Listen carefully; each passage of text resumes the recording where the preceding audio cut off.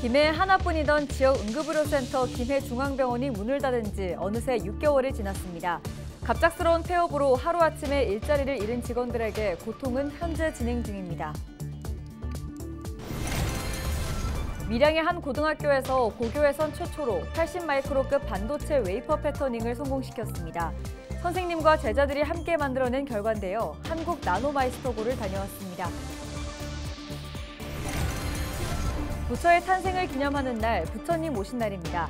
아름다운 경남에는 가볼 만한 특별한 사찰도 많은데요. 고즈넉한 사찰 풍경, 영상 리포트로 전합니다.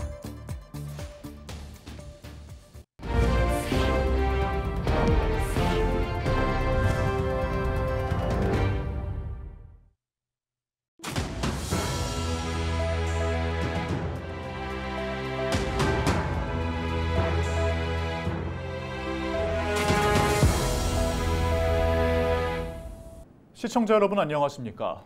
헬로TV 경남뉴스입니다. 김해에 하나뿐이던 지역 응급의료센터 김해중앙병원이 문을 닫은 지 어느덧 6개월이 지났습니다. 갑작스러운 폐업으로 인한 고통은 하루아침에 일자리를 잃은 직원들에게는 현재 진행 중인데요. 퇴직금을 받을 수 있을지도 여전히 불투명합니다. 권정숙 기자의 보도입니다. 중앙병원에서 일했던 배 간호사도 병원 폐업으로 대학 졸업 후 16년간 일해온 일자리를 잃었습니다. 존재 자체를 부정당하는 아픔. 다른 병원에서 일을 하고 있지만 병원의 폐업은 이처럼 자신과 직원들에게 지금도 상처라고 전합니다. 직원들은 그 퇴직금이라는 금액 자체가 제2의 노후를 위한 금액인데 그 금액을 가지고 저렇게 사기를 치고 경제적으로도 그렇고 생활적으로도 그렇고 다들 어려웠을 거고 중앙에 있는 모든 가족들이 다 지금 정신적으로 너무 힘들고. 김해중앙병원이 폐업한 지 어느덧 6개월이 지났지만 직원들의 고통은 여전합니다. 당시 일자리를 잃은 직원만 500여 명. 다른 병원의 인력 수용에도 한계가 있다 보니 여전히 일자리를 찾지 못한 직원도 많습니다. 밀린 임금과 퇴직금 90여억 원은 직원당 1,000만 원 정도 간이 지급됐을 뿐 나머지 50여억 원의 지급 여부는 여전히 불투명합니다.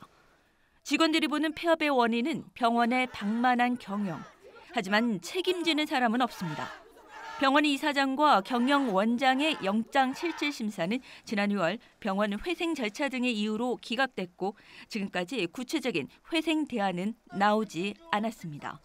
면책용이란 지적이 나오는 원인입니다. 회생에 대한 어떤 업무도 이루어지지는 않습니다. 채권자 목록이라든지 회생 계획안이 제출을 했다든지 이런 그 결과가 없습니다. 지금 법원에서도 지금 3회에 걸쳐서 저기 연장이 되고 있어요. 이사장이 구속되고 그리고 빨리 병원 인수 대상자가 나타나서 회생이든 공매든. 생계 어려움은 물론 마음의 상처와도 싸우고 있는 김해중앙병원 직원들의 고통은 지금도 진행 중입니다. 헬로TV 뉴스 권정숙입니다. 고등학생들이 대학생도 하기 어려운 반도체 웨이퍼 제작에 성공하면서 눈길을 끌고 있습니다. 교사와 학생들의 땀과 노력의 결과가 전국 고교 최초라는 타이틀을 거머쥘 수 있었던 이유라고 하는데요. 전주현 기자의 보도입니다. 수업이 한창인 밀양의 한 학교입니다. 학생들은 교복이 아닌 방진복을 입고 교실이 아닌 실습실에서 책으로만 보던 반도체 제작 과정에 직접 참여하고 있습니다. 1학년 때부터 이제 저희의 반도체에 대한 지식을 길러주시고 학생들이 혼자 사용하기에는 위험한 물건도 많고 하셨는데 선생님들의 이제 감독 아래에서 이제 지시를 따랐기에 가능했던 것 같습니다. 하루에 5시간씩 꼬박 8주 동안 이어지는 작업. 반도체를 만들어내기 위한 포토와 식각, 증착, 산화 등 4가지 공정을 반복하다 보면 사람의 머리카락보다 더 가는 80 마이크로미터급 반도체가 만들어집니다. 저희가 포토 과정에서 이제 패턴이 불량이 나게 되면은 리워크라는 과정을 진행합니다. 근데 리워크라는 건 어쨌든 처음부터 다시 공정을 진행을 해야 하기 때문에 했던 과정을 좀 반복한다는 것 자체도 조금 많이 힘들었던 것 같아요. 이 학교에는 지난 2022년 전국 고등학교 중 처음으로 클린룸 시설이 만들어졌습니다. 대학원이나 기업에만 있을 만한 설비시설. 너무나도 생소하고 복잡한 장비는 학생들은 물론 선생님들의 발목을 붙잡았습니다. 학생들에게 알려주겠다는 일념 하나로 선생님들은 전국의 클린룸을 운영하고 있는 교육기관에서 직접 배워 학생들에게 다시 전달했습니다. 그 결과 지난달 23일에는 전국 고등학교에선 최초로 80 마이크로미터급 반도체 웨이퍼 패터닝을 만들어내는 데 성공했습니다. 앞으로는 반도체 제조뿐만 아니라 설계 과정까지 거쳐서 전체적인 부분에서 반도체를 만들어내는 부분에 기여를 할 것이고, 그리고 이 과정을 통해서 학생들의 취업의 질을 높이는 그런 교육을 할 수 있도록 더 노력할 것입니다. 전국 최초라는 말보다 교사와 학생들이 함께 만들어냈다는 것이 더 중요하다고 말하는 선생님들.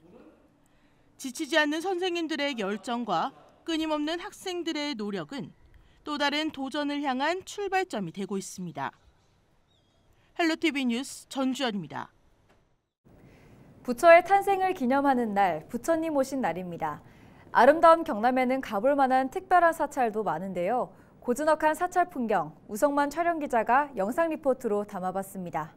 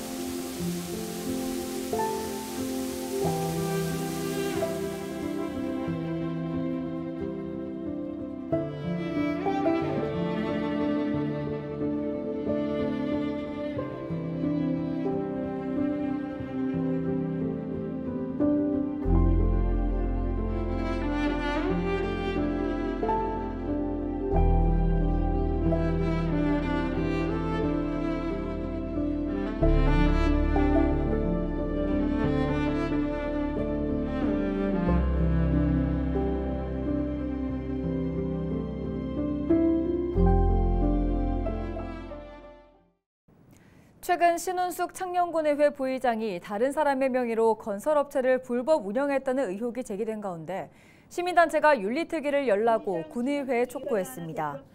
창녕군 정의실천연대 창녕환경운동연합은 14일 창녕군의회 앞에서 기자회견을 열었습니다.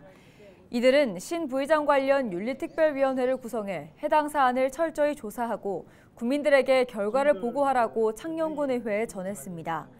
그러면서 신 부의장은 수의계약 제한 규정을 회피하고 자기 가족이 관련된 사업체에 특혜를 주는 행위는 공직자로서의 도덕적 책임을 완전히 무시한 것이라고 말했습니다. 논란이 일자 신 부의장은 성명서를 내고 모든 사실을 전면 부인했습니다.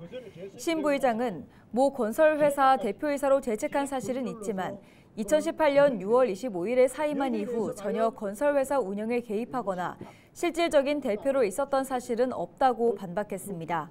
이어 허위 사실에 대해 성명서나 인터넷 게시글 등이 유포되면 강력하게 민형사상 법적 조치를 취하겠다고 강조했습니다. 어버이날과 스승의 날을 기념해 경상남도가 도내 학부모 교사와 간담회를 열었습니다. 간담회는 14일 오전 경남도청 도정회의실에서 박안수 경남도지사와 학부모 15명, 교사 10명 등이 참석해 진행됐습니다. 학부모들은 학생들의 심리치료 등을 경남도에서 적극 지원해달라고 요청했습니다. 또 교사들은 학령인구 감소와 관련한 관계기관 협력, 어린이 시내버스 무료 승차 전 지역 확대 등을 건의했습니다. 저출산 문제가 갈수록 심각해지는 가운데 자녀를 가질 계획이 있다는 젊은 층이 늘어난 것으로 조사됐습니다. 지난달 여성가족부가 발표한 가족 실태 조사 결과인데요. 출산율 반등의 신호가 될 수 있을지 주목됩니다. 이하영 기자의 보도입니다. 5살 자녀를 둔 30대 직장인 성승훈 씨. 아이가 주는 기쁨이 크다 보니 여건만 허락된다면 자녀를 더 낳고 싶습니다. 애는 기르기 힘든데 애가 이쁘고 귀여워서 그리고 살아가는데 힘이 되는 것 같아서 더 낳고 싶습니다. 자녀를 가지거나 더 가질 계획이 있는 젊은 층이 늘고 있습니다. 여성가족부가 지난해 6월에서 7월 전국 12,000여 가구를 대상으로 실시한 2023년 가족 실태조사 결과를 보면 30대 응답자의 27.6%가 자녀 계획이 있다고 답했습니다. 지난 2020년 조사 때보다 9.4%포인트 늘었습니다. 30세 미만은 15.7%가 자녀 계획이 있다고 응답해 직전 조사보다 6.8%포인트 늘었습니다. 조사 특성상 그 출산 계획, 당장의 출산 계획보다는 이제 좀 포괄적으로 자녀에 대한 인식이 반영된 것으로 해석을 하시는 게 좋습니다. 그래서 20년보다 자녀에 대한 긍정적 인식이 증가한 걸로 볼 수 있어요. 이게 실질적으로 출산율 반등으로 이제 이게 이어지려면은 정부뿐만 아니라 여러 가지 우리 사회 각계가 같이 좀 아이를 낳기 좋은 환경을 만드는 게 좀 중요한 시기다라고 저는 보고 있습니다. 전문가들은 주택 안정 지원, 자녀 양육 부담 경감, 일 생활 균형 지원 등 젊은 층들이 원하는 정책들이 지원된다면 출산율 증가로 이어질 가능성이 있다고 분석했습니다. 헬로티비 뉴스 이하영입니다. 남해 지방해양경찰청은 바다가 잔잔해지고 안개가 자주 끼는 시기를 맞아 오는 7월 말까지 밀항 밀입국 집중 단속에 나서겠다고 밝혔습니다. 일반적으로 밀항 밀입국 수법이 알선칙을 통해 어선과 화물선에 몰래 태우는 방식으로 이루어졌지만 최근 국내외 전문 조직과 연계해 직접 소형 보트나 고속 보트를 타고 시도하거나 중고 수출 선박을 이용하는 등 수법이 대담해지고 있는 것으로 전해졌습니다. 남해 해경은 경찰서별로 밀항 밀입국 대응반을 꾸려 운영하고 주말과 휴일 등의 취약 시간대 해상 경비를 강화하는 한편 출입국 외국인청, 군부대와 관련 정보를 공유하며 알선 조직 검거에 주력한다는 계획입니다. 해경은 밀항 밀입국 관련자나 의심 선박을 발견할 경우 가까운 해양경찰서로 신고해 줄 것을 당부했습니다. 지난 주말에 열린 함안 7서 생태공원 청보리 작약축제에 경찰 추산 6만여 명이 달려간 것으로 집계됐습니다. 함안군은 축구장 57개 규모의 청보리뿐 아니라 작약 꽃밭이 조성돼 많은 관광객이 찾았고 주차 공간도 따로 마련해 편의를 제공했다고 자평했습니다. 올해로 2회째를 맞는 이번 축제는 지난 10일부터 12일까지 함안 7서면 강나루 생태공원 일대에서 펼쳐졌습니다. 제21회 부산국제연극제가 오는 24일 개막해 6월 10일까지 이어집니다. 올해는 한국과 이탈리아 수교 140주년을 기념해 이탈리아가 주빈국으로 참여합니다. 개막작은 플렉서스 플레어의 모비딕으로 허먼 멜빈의 소설 원작인 모비딕을 50개의 실물 사이즈 인형과 7명의 배우, 영상을 활용해 재탄생시킨 작품입니다. 폐막작은 페르소나 시어터 앤 사르디니아 시어터의 맥베트로 셰익스피어의 맥베스를 사르디니아어로 재해석한 작품입니다. 올해 열리는 제105회 전국체육대회를 앞두고 경상남도가 성공을 다짐했습니다. 지난 13일 오후 창원 컨벤션센터에서 박완숙 경남도지사와 김호영 경남도 체육회장 등 250여 명이 참석한 결의대회가 열렸습니다. 이 자리에서 박 지사는 참석자들과 함께 경남체육의 발전 방안을 찾는 시간을 가졌습니다. 또한 다 함께 문화체전, 안전체전, 경제체전, 행복체전을 위해 협력할 것을 약속했습니다.